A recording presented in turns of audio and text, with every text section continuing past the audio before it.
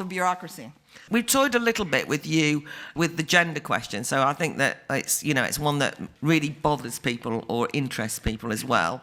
So we've had you as Robin Hood at 8, or even as Napoleon, and that's interesting. And this sort of idea of kind of fluidity, and certainly growing up, my political understanding, as much as a feminist as I was that I didn't think it was fair that all the masculine virtues were the good ones that I want, like, intellect and bravery and, leadership and all. I thought, God, they haven't got a monopoly on them, right? And that all the feminine virtues were simpering and hopeless. Yes. And so I thought part of being, was grabbing back those as humanist values, and I was going to have some of them. And then, of course, now I'm considered to be the wrong kind of feminist, who wants to imitate men. And as you said, actually, right. But there is something weird, despite that, about the transgender question, right? There is something going on that's beyond the sort of liberation of fluidity. Something else seems to have happened, where many young people in this country now, there's a percentage increase in the number registering for clinical interventions on transgender questions has increased enormously. There's a certain fashion in schools of some sort, and it's a nerve-wracking business. If you're going to get no platformed in this country at university, Germaine Greer, regardless of what one thinks of Germaine Greer, the point is you only have to touch on this question. Ian McEwan, who is completely right on liberal, a novelist, dared to say the slightly wrong thing, and suddenly he kind of has to apologise and is kind of ridiculed and shamed. So I don't want to get you to say anything you don't believe, but I'm interested in it because I want to be for liberation. I'm not going to stop anyone dressing how they will. But there's something weird about lots of young women wanting to be young men and lots of young men wanting to be women. I don't feel as though it's a great step forward myself. Thoughts? Well, I say in the introduction to my new book, my new collection, my particular transgender rebellion came at a time when there wasn't these ideas in the air, that the moment you are dissatisfied with the limitations of your present gender definition, that there is this enormous mechanism waiting to alter your body, to halt puberty, to slow your puberty down. People, all very well-meaning and very sympathetic, are there to provide surgical intervention and potential, permanent changes in your body with which there's no going back. Okay, for me, a sex change operation opens one door but closes many others. Right? So I personally believe that anyone who collaborates in an intrusion into a developing child's body and mind is guilty of child abuse, a crime against humanity, okay? Because that child is not prepared to make such a decision, okay? I think that such decisions about sex reassignment surgery must wait when one attains a majority, which would be, it seems to me, a minimum of age 18. I'm very concerned with this because I think that it's become a fashion, okay, that the transgender definition has become a kind of convenient label for young people who may simply feel alienated, okay, culturally for many other reasons, okay.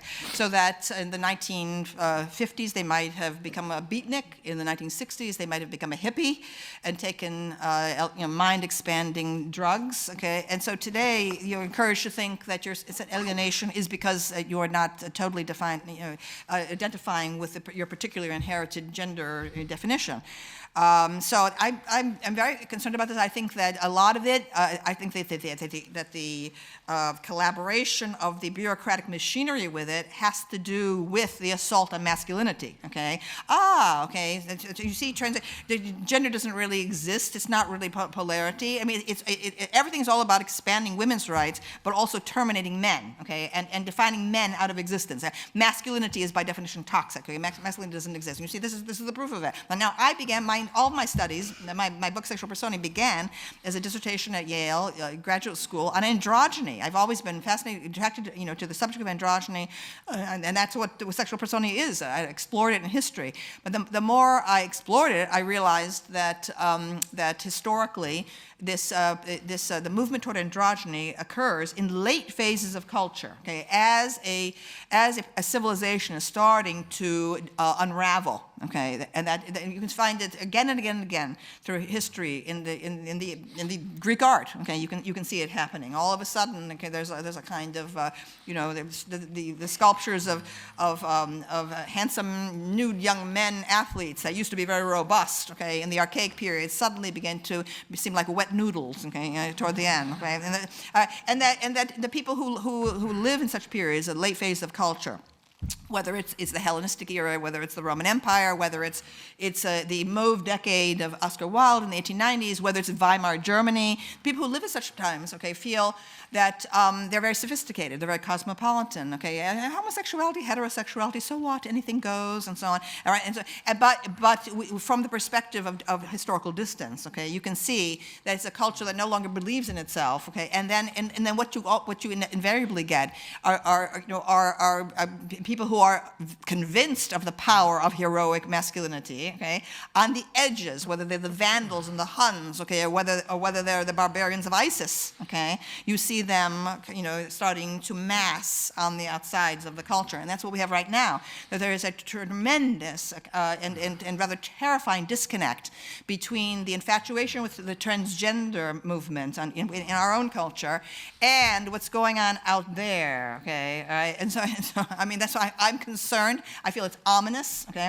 I question whether the transgender choice is indeed genuine in every single case.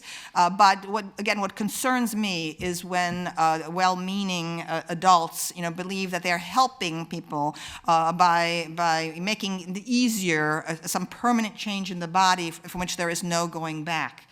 For example, Brown University, one of the elite Ivy League schools in the United States, put sex reassignment surgery on its student insurance program. Okay, so that it becomes they can get a sex change in college. I thought, oh my Lord, okay, I feel that's evil, okay, because what it does to young people today facing an uncertain job market, okay, what it says, people who are questioning their gender while they're at Brown University, suddenly feel, well, it's like economically, a better judgment, for me to move now on this rather than to wait till I don't have a job and living in my parents' basement, okay. So actually, the adult community trying to be understanding, okay, is, I think, involved in possibly making a permanent change in someone's life that could have tragic consequences.